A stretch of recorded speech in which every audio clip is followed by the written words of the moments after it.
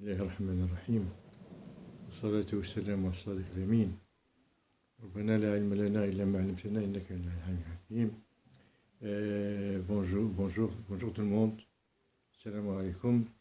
Notre thème principal c'est la conscience humaine, les arcanes de la conscience humaine. On a déjà vu que cette conscience elle a deux bornes, une borne inférieure et une borne supérieure.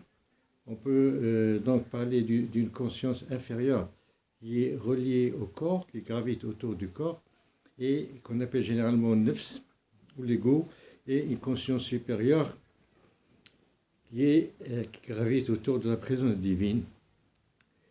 Et on a commencé à parler d'une conscience intermédiaire, une conscience médiane, qu'on appelle généralement le cœur, la conscience du cœur. On l'appelle également, le qalb, on l'appelle également le batin, l'intériorité. Batin, donc on pense une enveloppe au niveau du cœur, au niveau du ventre. Donc on parle du monde intérieur, du monde intérieur. C'est tout un monde. Donc votre cœur, c'est tout un monde. Et c'est là où, si vous voulez, où va se dérouler l'expérience spirituelle. C'est la clé, c'est au niveau du cœur que vous allez trouver la clé pour pénétrer dans votre conscience, dans son intégralité.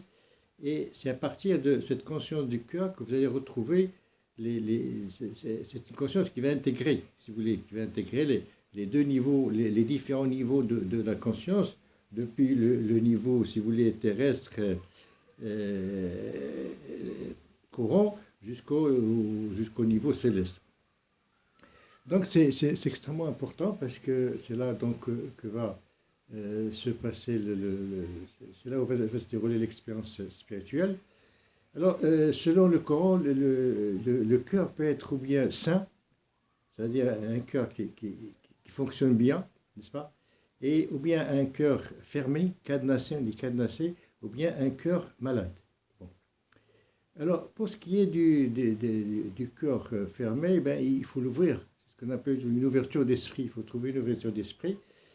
Pour ce qui est des maladies du cœur, ce qu'on appelle les maladies du cœur, c'est tout ce qui est attachement, les attachements aux différentes préoccupations ou différents buts de la vie mondaine.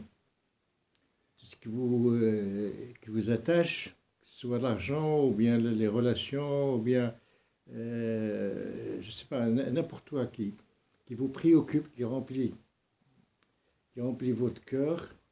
Votre cœur, c'est tout simplement vos sensations intérieures, ce que vous ressentez dans votre fond, au fond de vous-même. Hein? Donc vous allez retrouver évidemment l'activité du mental, les différentes sensations, ce qui est émotionnel, etc. Et il faut épuiser. Donc il y a trois étapes. Il faut prendre conscience de son cœur, de son intériorité. Deuxièmement, il faut faire un travail de nettoyage, de purification. Hein? Parce que ce cœur, finalement, c'est un monde. Donc, vous allez entrer dans un univers. Donc, il faut trouver le moyen d'entrer dans votre univers intérieur. Et d'après le hadith aussi, le cœur, c'est le siège de la divinité. Hein? Les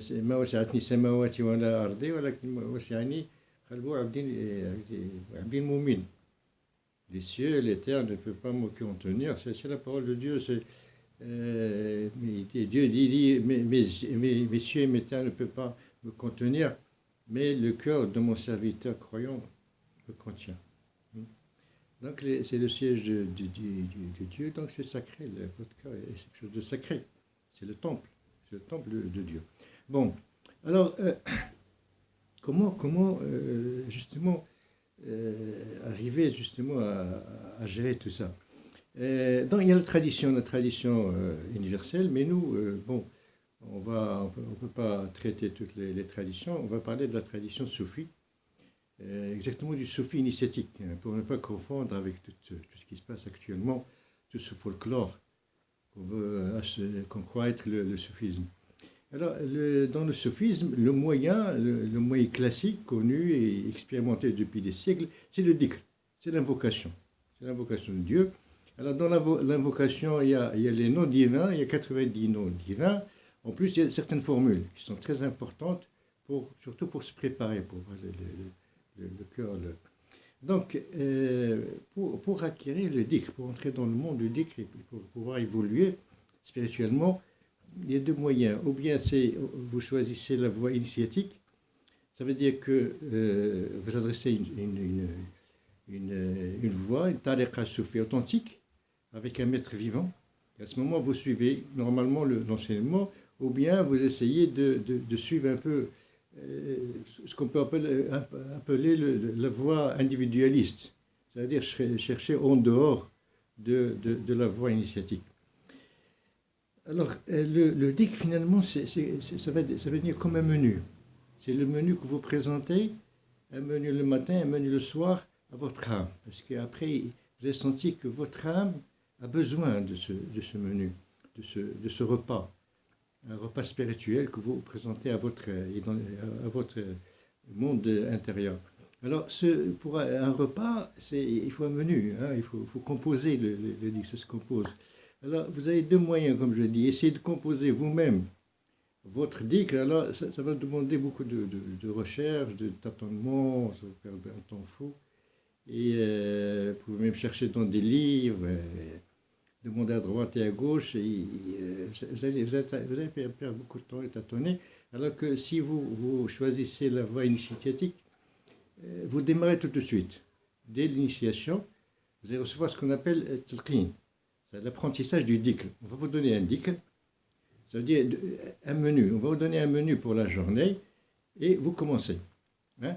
Alors, il suffit qu'il vous donne par exemple 100 fois, répétez 100 fois la formule du pardon, istighfar, astaghfirullah al-azim, astaghfirullah al-azim, astaghfirullah al-azim, 100 fois istighfar, 100 fois la salat al-nabi, la prière sur le prophète, 100 fois le istighfar le matin, et 100 fois le sermal le soir, et 100 fois le matin, 100 fois la salade, un nabi, et 100 fois la salade, et pendant le temps entre-temps, vous répétez votre temps libre par la formule d'unité. La ilaha illallah, vous répétez la ilaha illallah, la ilaha illallah, la ilaha illallah, tout le temps.